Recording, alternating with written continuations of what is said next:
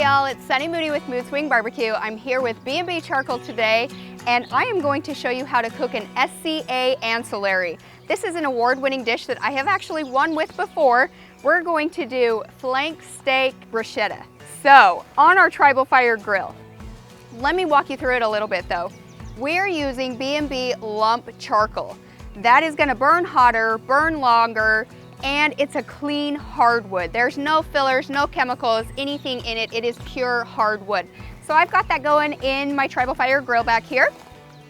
I've got my Hassel Cattle Company steak, and I'm just gonna trim it up just a little bit. I don't wanna take too much off. I wanna leave all the flavor in there because it is pretty thin. It's gonna cook really quick. So I'm just gonna take this hard, loose fat off the top. You don't want that in your bite, in your mouth. You don't need to get every single piece off.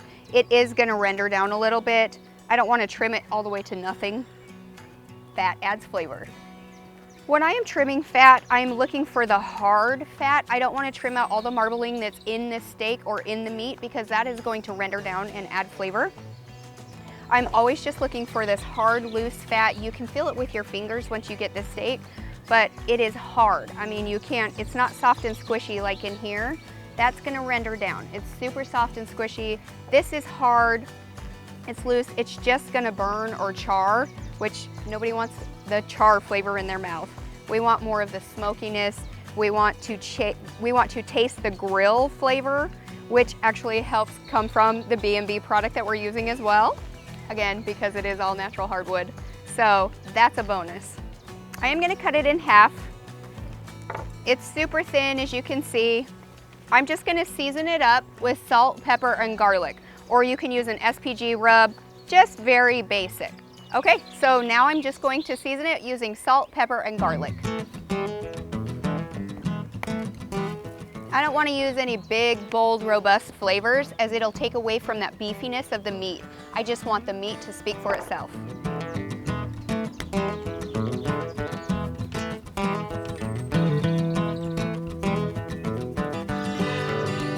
All right, the meat is ready. I'm just gonna let it rest for just a few minutes while I prep my bread and other ingredients for the bruschetta.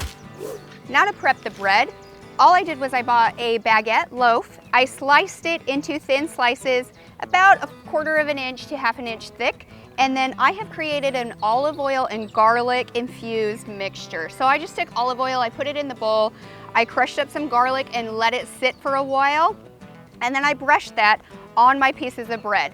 What that's gonna do is that's gonna provide the flavor as I put them on the grill, because I am actually gonna grill these along with the steak at the same time. All right, let's get everything on the grill. Okay, so I've got my tribal fire grill set up. I've got the B&B oak lump charcoal actually going in here. That's the flames that you see. But I'm also gonna add in this hickory chunk of wood that's B&B as well. These come in all different flavors. I wanna use hickory. It adds a nice, robust flavor to any kind of beef product. So that's what I'm gonna throw in just off to the side. I don't want it right on top, but just off to the side. Okay, now we're gonna grab the meat and the baguette and we're gonna get it grilling. All right, I've got my meat prepped. It's time to put it on the grill. I've got it raised high above because I don't want it to sear. I want it to cook, but I'm just gonna keep doing the method of just keep flipping so that it gets cooked evenly all the way through. So with my bread, the olive oil is actually gonna be the oil that is used to help create the nice crust on these baguettes. I'm just gonna throw them right on this flat top.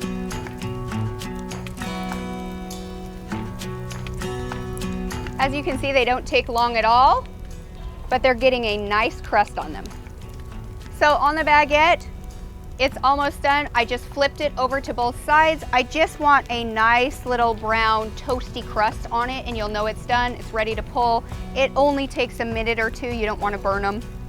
And then on the steak, when I'm looking at this steak, I just want to make sure that I have a little bit of the brown color, and then I'm going to flip it to the other side just to get a little bit of the flavor and the sear on the other side as well. That hickory is going to add a nice flavor to this steak, which is going to combine with the garlic and olive oil in the bruschetta, and these are done. It's cooking very evenly throughout, but I'm actually gonna drop it a little bit closer just so that I can get a nice hard crust on that meat.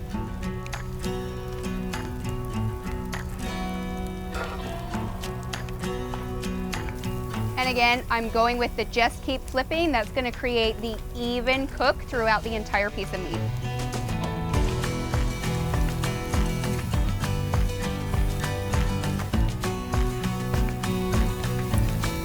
So on any kind of thin meat that you're cooking, you don't want to walk away. It could easily char super fast. You'll get that burnt, nasty flavor in your mouth, along with that hard burned crust that nobody enjoys.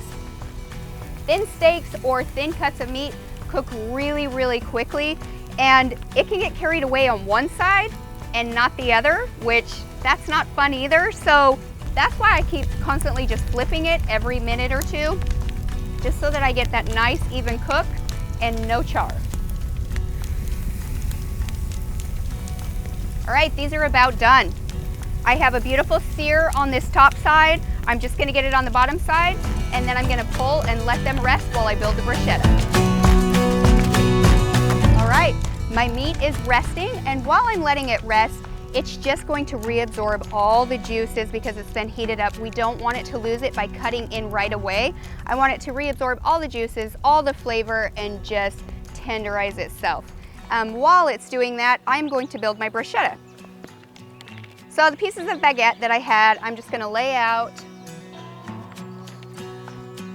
You can use a variety of toppings for bruschetta. I typically like to pair a cheese with a steak or a meat. In this case, a smoked white aged cheddar goes really, really well with any kind of beef or steak. So my first step is to place my thinly sliced cheese on top. Next, I'm going to thinly shave some shallot. I don't want it to overpower the bruschetta, so I'm only using a few pieces of the shallot on each one. Next, I'm gonna add a slice of tomato. Now, I'm going to slice into my steak. Again, you always wanna cut against the grain so that it retains all those juices. You're not cutting with the fiber so that it shreds. Nobody likes that. And I'm gonna take a piece, place it on top.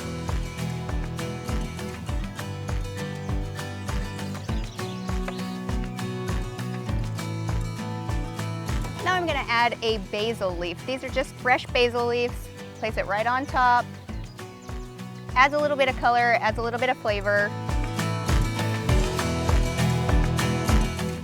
And to top it off, I'm gonna finish it with a spritz of balsamic vinegar and olive oil.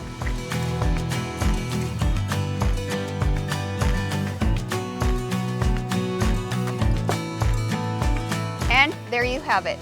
A beautiful bruschetta, competition award-winning, using B&B lump charcoal and hickory log chunks. And there you go, steak and cheese, tomato, basil, everything that your mouth can desire.